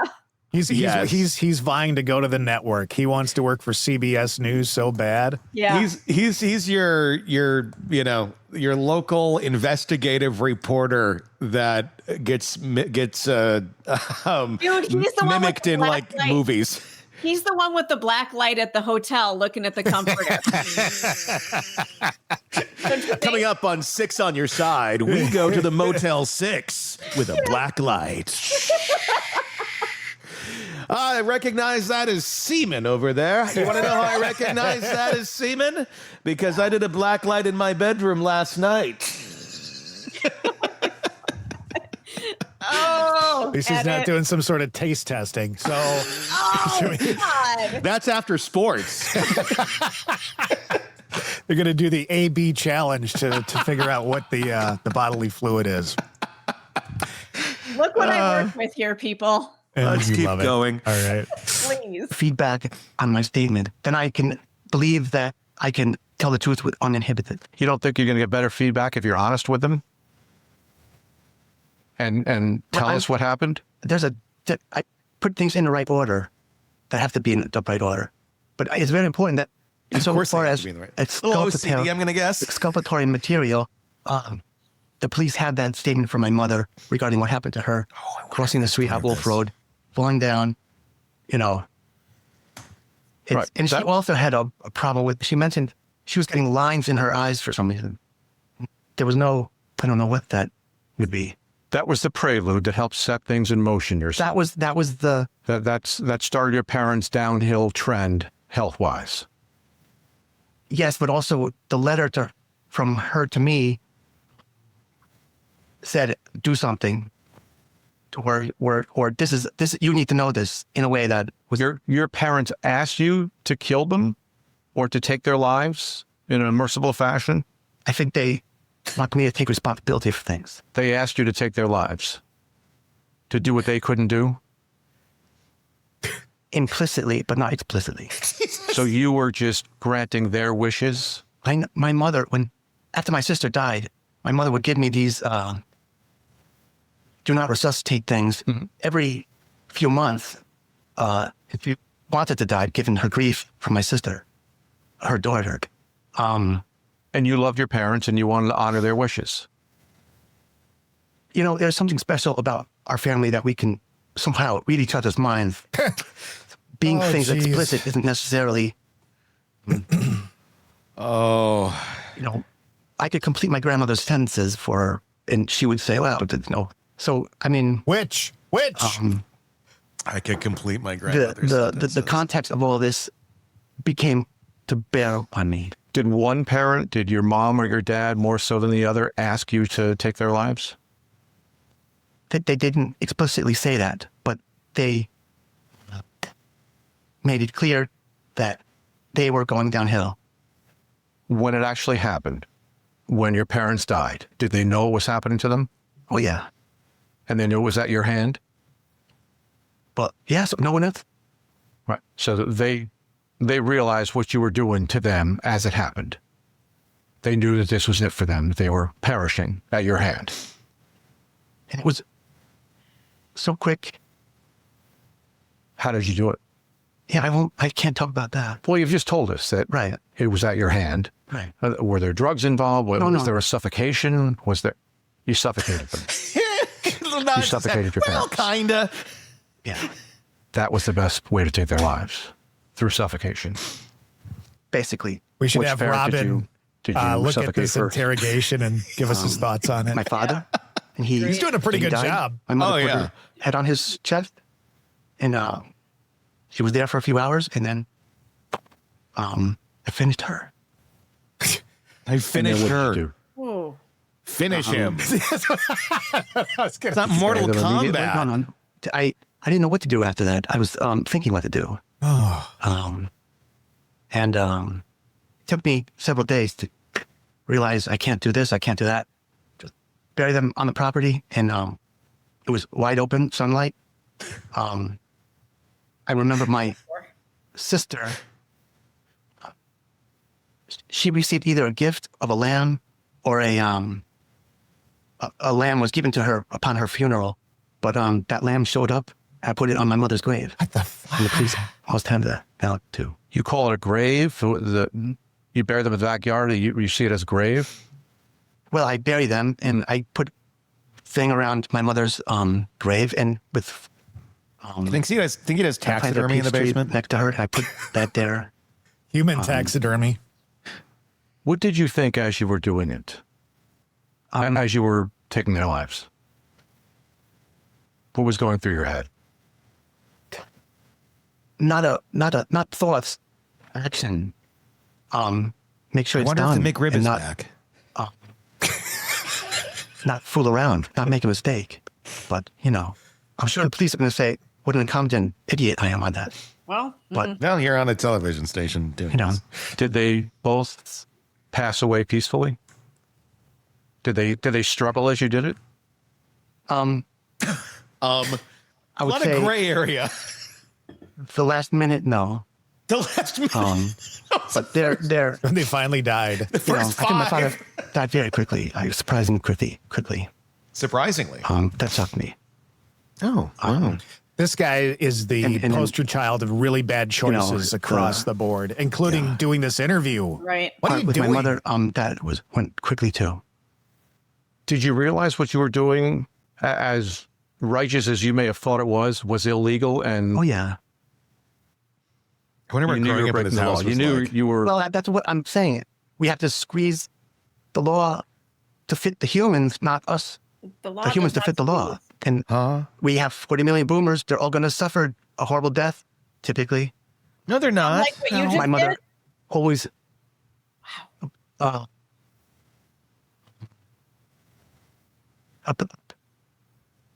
Somebody died in their home, she would say, "Great, the person died with their boots on," instead of going to a hospital and going through a meat processing factory kind of thing. Jesus So Christ. they were both children of World War II. My mother was born in 42. I know sometimes my humor's not good, toddler. but do you think he Told goes me to the she would barber and follow says, Funerals make behind me the look horse like and wagon. Benjamin Franklin? This is the kind of world she grew up in. My father was age God. 12. Going for the Ben look again. In social camp for 3 Sorry. years. So they had very serious lives. Given the Globe, the genocide of British geopolitics, as I call it. He's justifying this shit every way So he they can in were- his mind. they And it's were just spewing out, not- and it makes no sense. Fooling around on things. They were serious people. When you were doing this, did you think about the financial ramifications, the fact that you would continue to take their government money? You know, once that happens, then what do you do? You stop taking the money. Yeah. That's how he got caught. I mean, the government is pissed because I took the Social Security money and gave it to people who are starving in the Philippines. Okay, then, be angry about that. But anything, the police know all the money that I have. Did you really give it to the people to help Philippines? them? Thousands of dollars. I gave almost not all of it away because there was still a lot left. Nope. But I gave away. I didn't play with the money. You know, I gave it away. I didn't enrich myself. I adopted that a pet after justify hearing what you Sarah did? McLachlan commercials in the middle of the night. No, but this is not a kill for money case. Is important to say. Oh, well, that fixes everything. Thank Right. you. It's just a kill for kill. And I was helping people before that just fine. So it didn't. The issue of taking my parents' money for other purposes related to that doesn't fit. That's why the police, they had a theory going with which we talked about Is this Jamie Rake's on brother? Tuesday. Oh my God. I was And they thinking wanted the to same try to thing. say that this was taking their money to give away to other people. But it was that other part, the primary situation. Someone called that blood money, Right, and I was giving it away. but it's still blood money. Well, Look, Robin Hood, you still killed to take illegal. somebody's money away, that's blood money. But if you what was I supposed to do with this money? Not take it? Again, I couldn't tell anyone. What? The government needs to have an office where you can say, this is something that happened, and here's how it happens, and they need to have You cashed the checks. You didn't have to cash deal with the these kind of checks. problems in an open way. Everything in this country is hidden away, and this is a societal crisis. Again, 40 million people are going to deal with this, and maybe a multiple of that given their friends and family. So I mean, it's a reality of human experience. I just wanted to say, in 2020 there was this YouTube channel called Tribe of the Fox, and they did a video called The Mannerbunde. And they explain how in the ancient times they had men who would do this for the elderly Uh-oh. so they wouldn't have to suffer. Of course, the ancient Greeks always believed in dying on the battlefield rather than dying, in a bag of bones, like a bag of bones. So, I mean, culturally, America is totally. They didn't die on a battlefield, though. It sounds like they died in their beds with a pillow over their faces. No, but you didn't put it that way. I mean, it was a battlefield. Well, right. It's not. I mean, the preference of people of the ancient Greeks was to die on the battlefield rather than die so infirm that you had nothing. Was it a pillow that you used? No. What did you use to suffocate them? My hands. For my father, my hand. Oh, God. For my mother, a rope. Oh my God. So you strangled her? Yeah, that would seem better. It was strangulation, not suffocation? Well, it's the same. No, denial of oxygen. Oh, But also Jesus. blood circulation. So you Oh, cut off God. the oxygen to both of them. That was your method. Yeah. Now that this has come to light and the police started investigating, do you have any regrets? I did the right thing for them based on the situation. I did my duty to them as a son. And that's everything fell into place. I don't know how it happened that it all fell into place, but it did. And so no, I don't have. It's a horrible situation to be in. You think? One does one's duty and one is done. The issue of regrets, I can't say this. It's a regrettable experience, a regrettable situation. Of course, life is horrible. It has horrible moments in life. But that's that. I just want to make sure I have it correct because I'm a journalist and facts are important. You used your hand, a single hand to kill your father, Right. putting it over his nose and you she choked him. Oh, Okay. God. And you did the same with your mother, but with a rope. You choked her with... No. Just a rope. Right. I'm sorry. Wait, I meant you choked her with a rope, though, instead of your hand. Right. Okay. Let's pause it for a second. Are you on any medications today? That's a great question. God, That's the golden question right there. You should be. this is why you can't let your kids live in your fucking basement. Yeah. Because this shit will happen. He's going to find something on YouTube to justify exactly what he wants to do. It sounds like he's got and look, a lot of us have OCD, but it sounds like he's got a little bit of OCD going on, the way he was talking about things being in their places and stuff earlier. I'm wondering if this is part of it. If this, his weird justification on thinking, well, they're going to die, so we might as well just do this and get them in their place. Now, he had to control the narrative of all this, and it sounds like this may have played a role in his way of thinking. Got to put them in the backyard. Got to put them in their place. Plenty of sunshine. The lamb came. What the hell was that about? The lamb. Yeah, that's weird. So I don't know. Was that like a reference to like a stuffed animal or something like that? I don't know, or a statue, or if he's seeing things. I'm just, the more he talks, obviously we're sitting here having a little bit of fun with this, but I feel so bad for his parents, the victims. Yeah. Even I truly believe that even if his mother wanted him to help her pass, I doubt it would be with a rope. Right. But Well, yeah. his reference to the lamb, think of the sacrificial lamb. He was sacrificing them. I mean, if you really want to go down the rabbit hole, this guy really thinks that he's something special to these parents. He is the prodigal son. The lamb came to him, and Lorenz Kraus is this guy's name. He's now charged with second-degree murder for killing his parents and then burying their bodies in the backyard. And we're watching what he confessed to live on television here in the conference room at CBS 6 in Albany last week.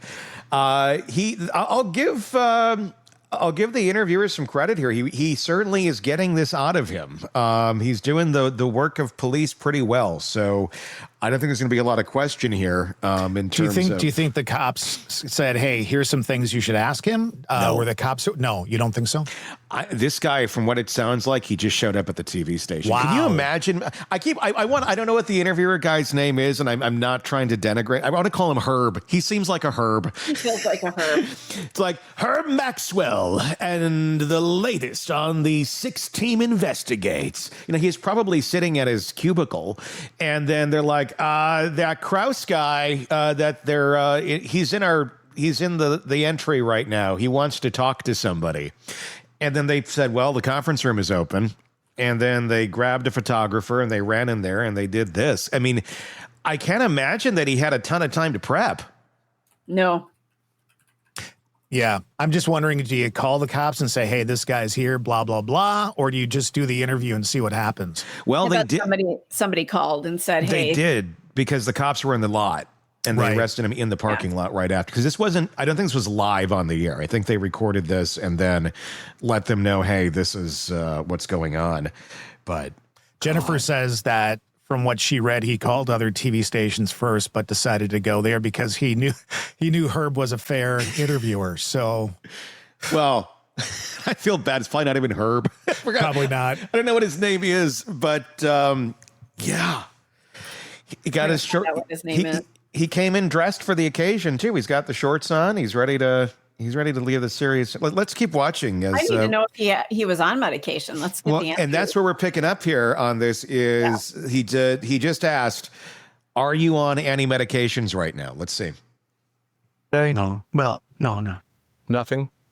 Is your mind clear? And I'm just a little sleepy, and I'm trying to keep my eyes open. That's okay. Okay, but you have no mental disabilities that are affecting what you're saying here today? Correct.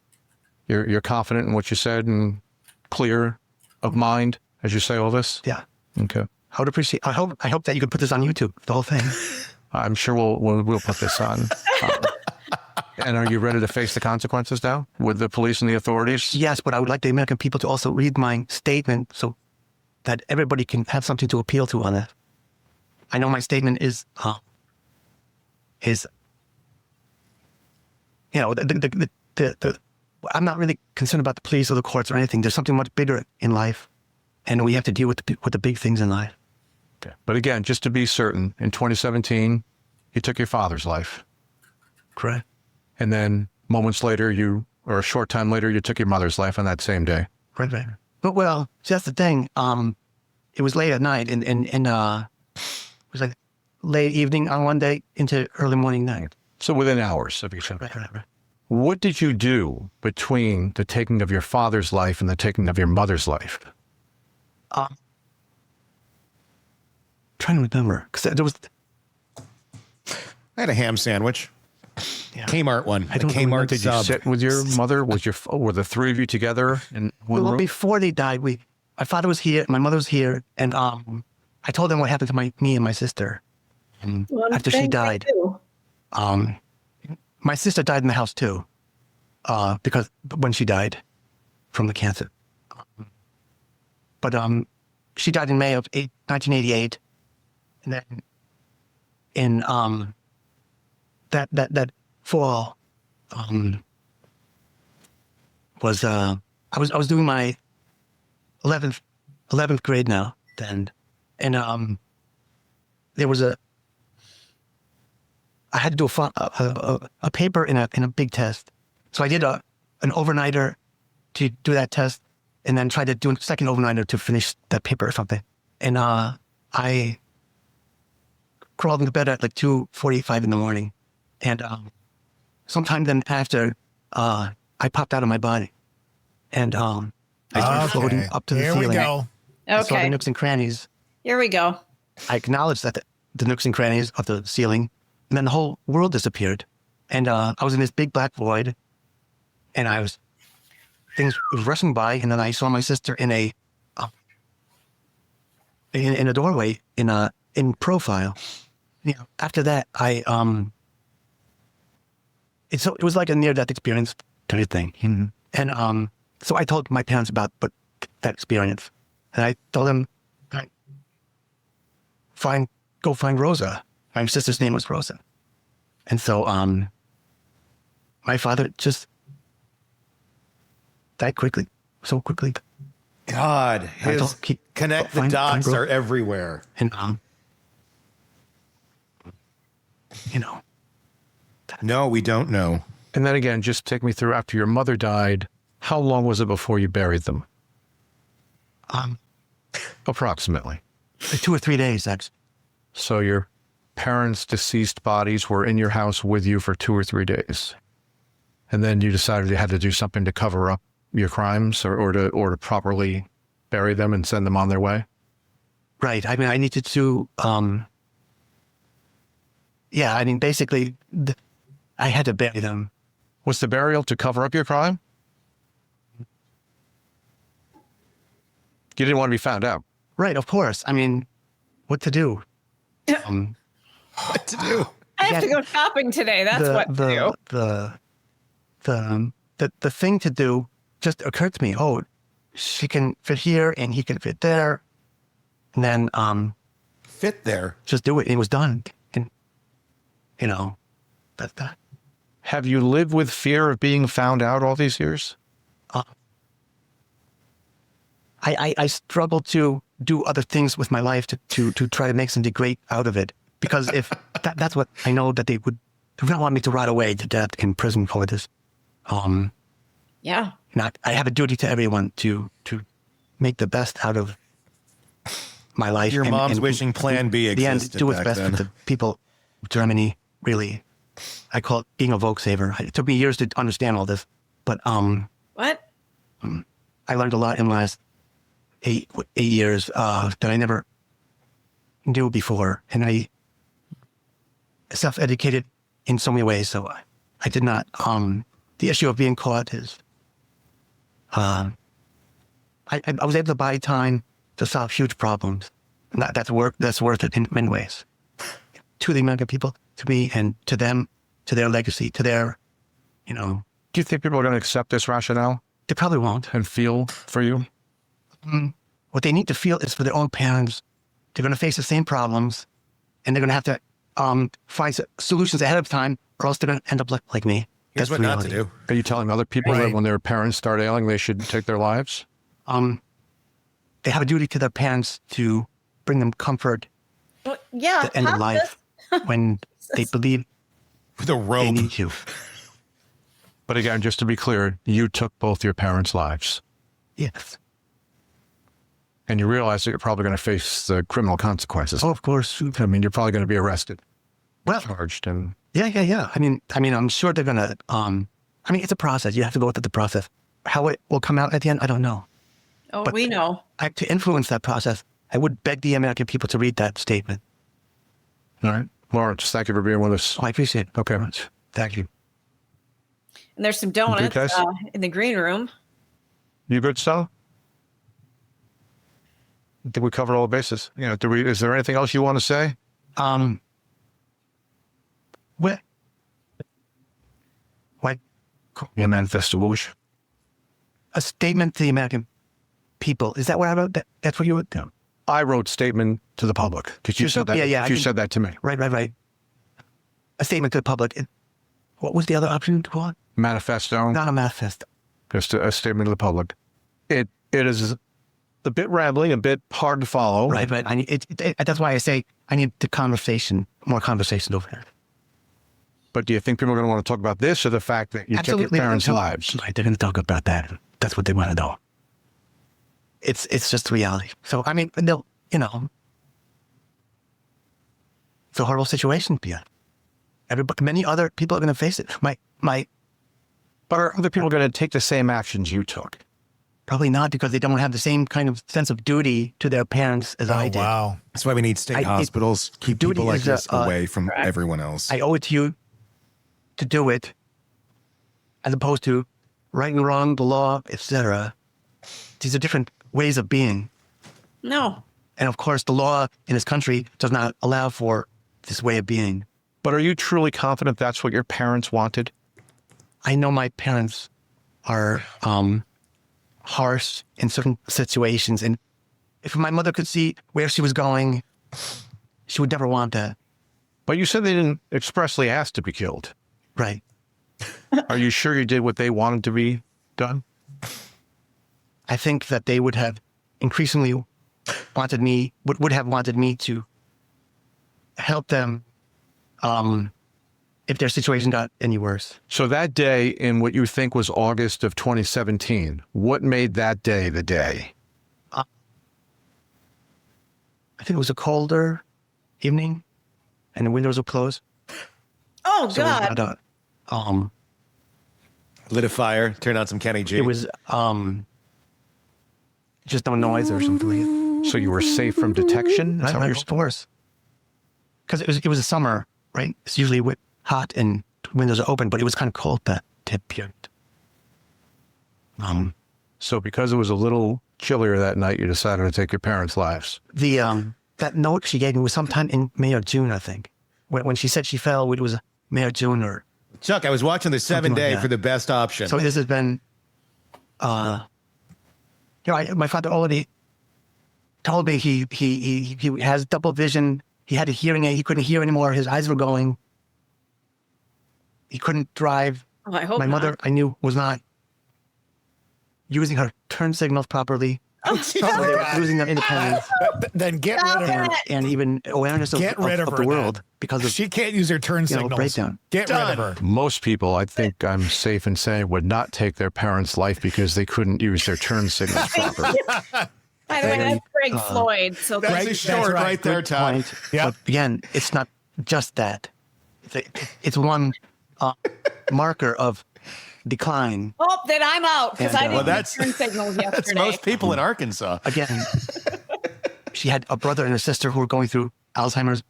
By then, one died, and her brother was going to die. And maybe 2 years later, and he was in a terrible situation. So, and the other aunt of mine was I think in an even worse situation because of Alzheimer's. But I never visited her because I I mean, women tend to want to be remembered for their beauty when they're young. So I didn't visit her for that reason, but I also never Abandoned her. knew enough to visit where she was or anything like that. But again, you feel like it was your role to, I mean, some might call it playing God, deciding on their lives. It was fair for you to do that? So if the decision is going to be made, it's going to be a playing God decision. And truly, we lived through this COVID thing.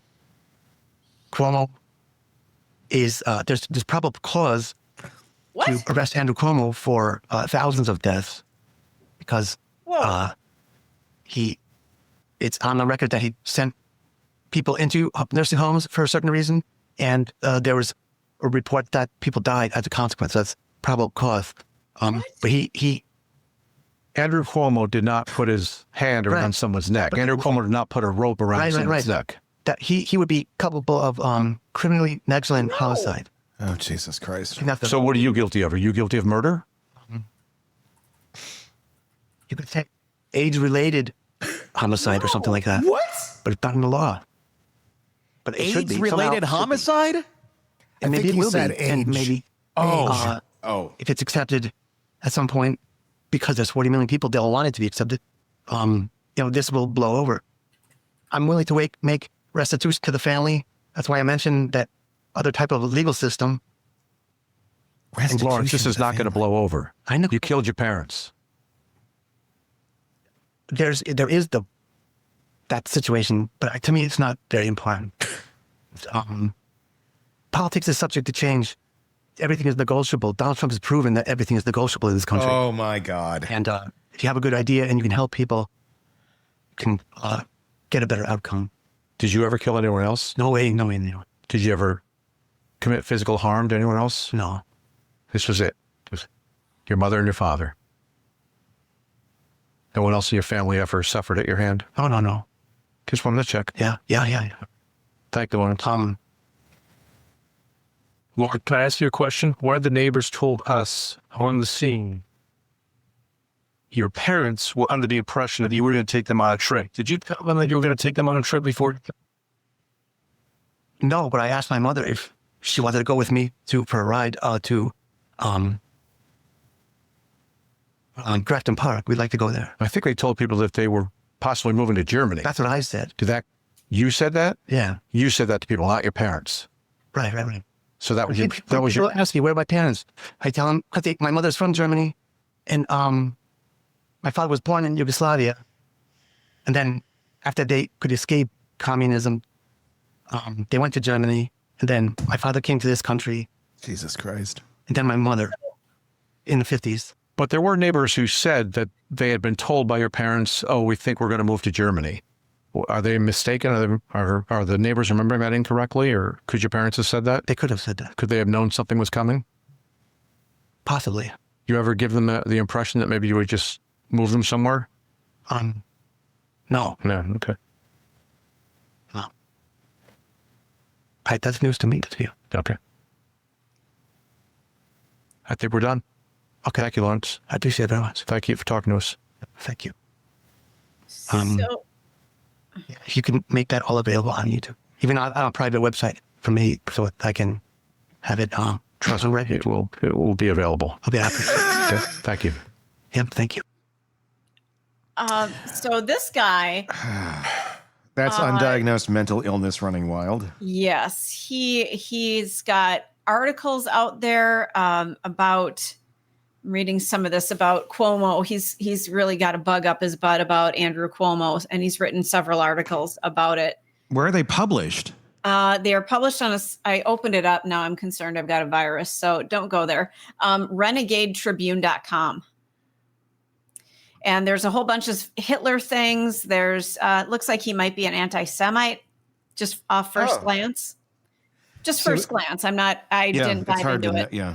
It's So generally an all-around good guy is what you're saying. Yeah. Yeah, you would not want to swipe on this guy. So his parents escaped communism, and then they fell at the hands of their mutant son that did this. I saw an interesting comment. Somebody said it's probably what Koberger would sound like with his excuses. Good point. And you're probably right, because he's all over the board, and he's justifying everything with these little nuggets here and there that don't really fill in the blanks. Mm-hmm. But in his mind, they do, and everyone should just accept them as fact. And if you don't, well, then you're crazy, because he said it, and that's what it is. He has a justification for everything.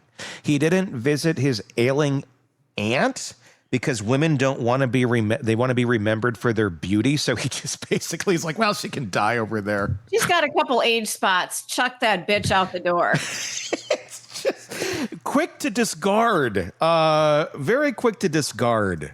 Can you imagine what he'd do if he had a dog that had a cold? Oh my God. Oh my God. I can't imagine. I don't want to know what his history with pets are. I don't want to know what else is in the backyard. No kidding. I wonder if they did any investigation on that. But the fact that he literally said my mother wasn't using her turn signal, it's like, come on. He's looking for anything he can to justify what he did since 2017, and he's got a list in his mind. But he's had plenty of time to think about it. Holy crap. Because he doesn't have one solid answer for this. He's created a cumulative list that he believes all these little things added up equal justification for what he did. And so again, this just hit me. They were killed in 2017, but he's referencing COVID.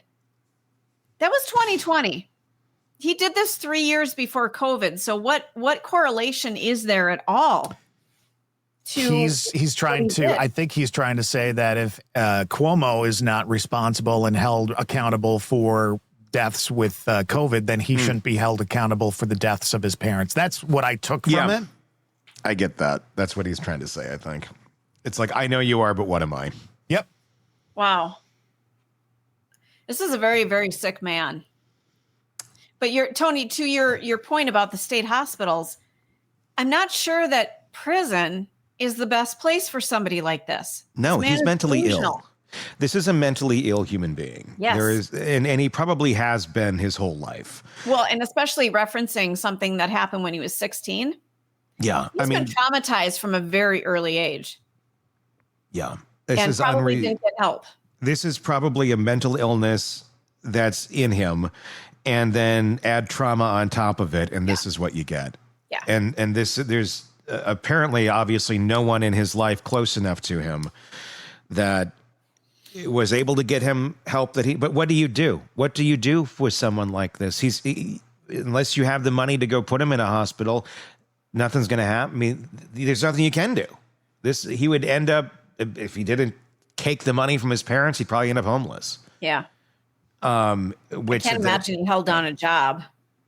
No, I can't imagine he'd be capable of holding down a job. This is not a person who's capable of doing that. This is one of those where this is a sick individual.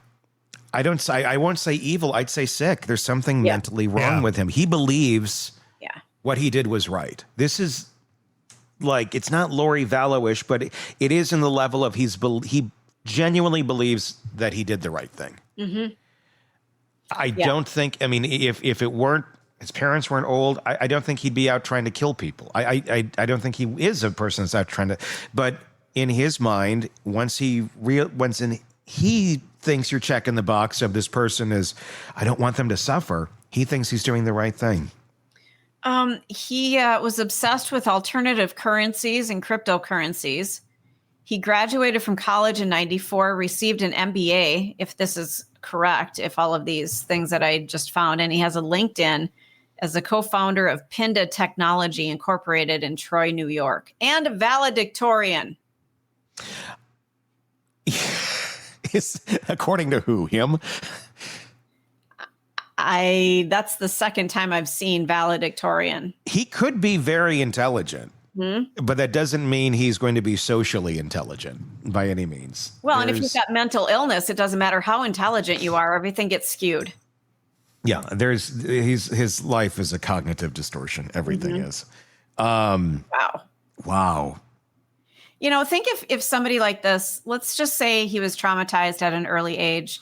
If he had received the care that he needed, somebody that's this smart could do amazing things. Mm-hmm. You know, and he doesn't see himself as evil. He goes to sleep at night thinking he did the right things. This is somebody who could have done some good in the world. Yeah, there's no punishing him that's going to do any good. No. He is someone who needs to be in a mental health care facility and never let out. And he was running for president in 2020, from what I just saw. So he's with it. He's again, this is why I feel like if we could redo the idea of state mental hospitals in a humane, responsible manner, people like this need to go there. Yeah. Because they're not okay. They're not safe in society, clearly. And who knows? I mean, had it not been for the money, who's the next person he was going to deem that should be gone? Yeah. You know, the neighbor he saw going to the grocery store, and that bitch didn't use the turn signal. It was her time to go.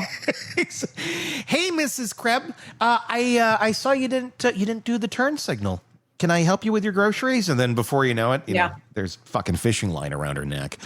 He prefers rope, Tony. He's got plenty of rope. He had to buy that at the Home Depot. I don't know. He seems versatile. He did the hand with the dad. He did rope with the mom. I could see him doing some really high-grade fishing line at some point and going, it's a little messy. That cuts. I also heard he likes variety, so he'd be using different methods, I think. Okay.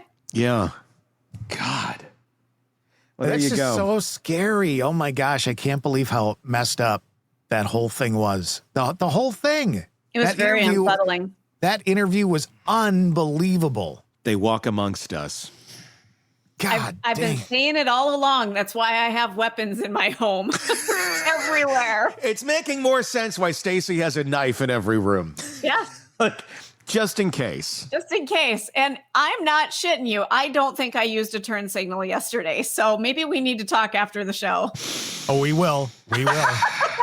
Well, if you don't see Stacy anymore, it's either Todd's backyard or mine. Bring a shovel.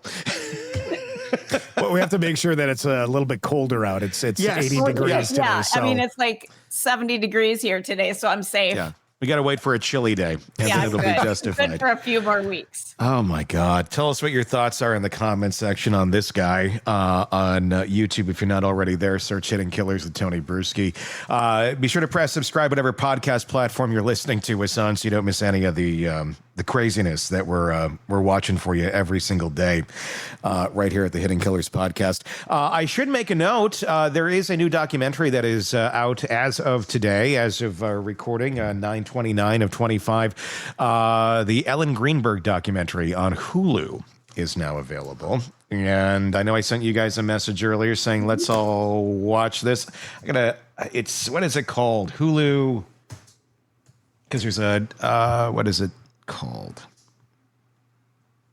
Death in Apartment 603. What happened to Ellen Greenberg? It's a 3-parter. It's going to be interesting. Episode 1 is called Homicide or Suicide. Episode 2, The Strangest 911 Call I've Ever Heard. And then the Greenbergs versus the city of Philadelphia, I believe.